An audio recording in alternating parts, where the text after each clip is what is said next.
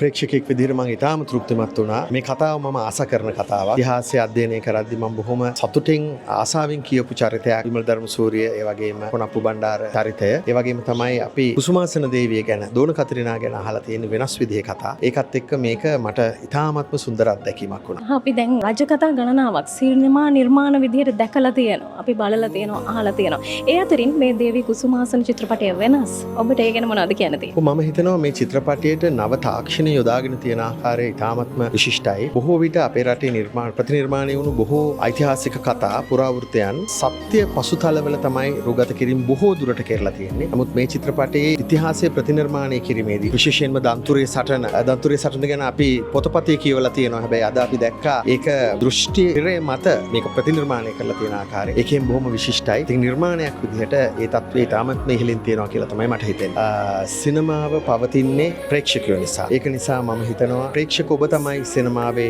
හොඳුනාරටිය. ඔබේ ශක්තිය සිනමාවට අවශ්‍යයි. ඒක පළවෙනි දේ. එහෙම නැති වුණා සිනමා ශාලාවට ගිහලා මේ චිත්‍රපටය බලන්න අපරාධ කියලා හිතෙන්නේ නැහැ. ඒ ගත කරන හොරා කීපය.